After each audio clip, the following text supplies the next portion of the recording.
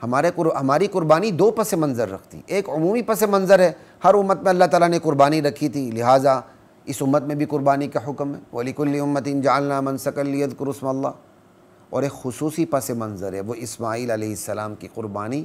اللہ تعالیٰ نے اسماعیل کو چھڑا کے دمبا سامنے کر دیا، اور اس دمبے کو اس کو بھی بذبح عظیم کہا، بہت بڑی قربانی۔ کیوں کہ پھر وہ بہت بڑی قربانی اس لیے بنی کہ ہمیشہ کے لیے ایسی قربانی رکھ دی گئی امت کے اندر۔ اللہ اکبر۔ وَتَرَكْنَا عَلَيْهِ فِي الْآخِرِينَ سَلَامٌ عَلَىٰ إِبْرَاهِيمَ كَذَلِكَ نَجْزِي الْمُحْسِنِينَ إِنَّهُ مِنْ عِبَادِنَا الْمُؤْمِنِينَ۔ اللہ کہتے ہیں ہم نے تعریف و توصیف پچھلوں والوں میں رکھ دی، میرے بندے ابراہیم پر سلام ہو، ہم نیکوکاروں کو یوں ہی جزا دیتے ہیں، واقعی وہ ہمارے مومن بندوں میں سے تھا۔ اور پھر اسماعیل علیہ السلام کی جو قربانی تھی، پھر ابراہیم علیہ السلام کی جو قربانی تھی، اس کے انعام کے طور پر اللہ تعالیٰ نے ابراہیم علیہ السلام کو اسحاق جیسا بیٹا بھی دے دیے جو خود نبی بنے، پھر ان سے نبیوں کی نسل چلی۔ وَبَارَكْنَا عَلَيْهِ وَعَلَىٰ إِسْحَاقَ وَمِن ذُرِّيَّتِهِمَا مُحْسِنٌ وَظَالِمٌ لِنَفْسِهِ مُبِينٌ، کہ برکتیں ہم نے اسحاق پر بھی نازل کیں، اور کیا کہتے ہیں ابراہیم پر بھی نازل کیں۔ وَمِن ذُرِّيَّتِهِمَا مُحْسِنٌ وَظَالِمٌ لِنَفْسِهِ مُبِينٌ۔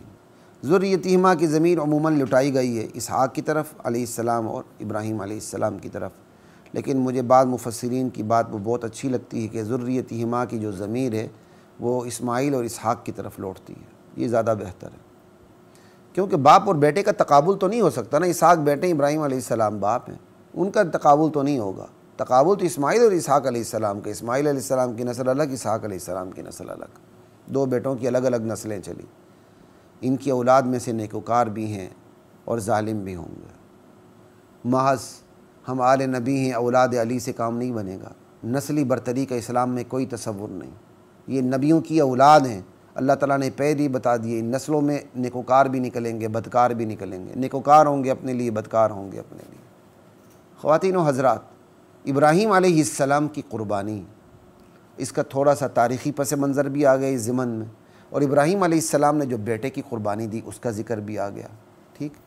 اور یہاں قرآن کی تفسیر کے نام پر جو قرآن کی تحریف کرتے ہیں، کفر کا ارتکاب کرتے ہیں، وہ عجیب عجیب یہاں بکواسات کرتے ہیں، اور حضرت حسین علیہ السلام کی قربانی کو اسماعیل علیہ السلام کی قربانی سے اوپر لے جاتے ہیں۔ ایسے زندیقوں اور مرتدوں کو شرم آنی چاہیے۔ دشمن کے وار اور خود باپ کا بیٹے کو ذبح کرنا، کیا دونوں ایک ہو سکتے ہیں؟ پھر نبی کی قربانی اور امتی کی قربانی، کیا دونوں ایک ہو سکتے ہیں؟ لاکھ صحابہ جمع ہو جائیں اور ذبح ہو جائیں، اسماعیل علیہ السلام کی قربانی کا کوئی بدلہ نہیں۔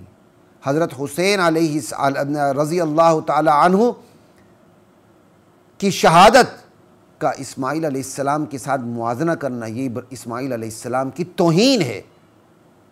حضرت حسین جتنے بڑے مرضی صحابی ہوں امتی ہیں، وہ تو صغار صحابہ کے اندر ہے، لیکن جتنے بڑے مرضی صحابی ہوں وہ امتی ہیں، اور اسماعیل علیہ السلام نبی ہیں۔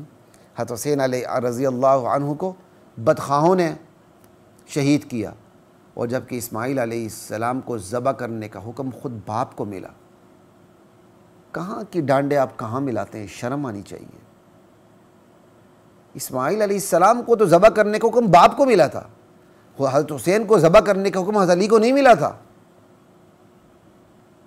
پھر حضرت حسین امتی ہیں، اسماعیل علیہ السلام نبی ہیں، پھر اسماعیل علیہ السلام کی قربانی کو اللہ نے کہا ان ھذا لہو البلاء المبین، یہ بہت کھلی آزمائش تھی۔ تو خیر، اللہ ہمیں انبیاء کا مقام سمجھنے کی توفیق عطا فرمائے۔ انشاءاللہ عید کے بعد جب ہماری چھٹیاں ختم ہوں گی پھر آپ سے ملاقات ہوگی، اس دوران انشاءاللہ ہماری نشریات چلتی رہیں گی۔ تب تک کے لیے اجازت دیجیے۔ السلام علیکم ورحمۃ اللہ وبرکاتہ۔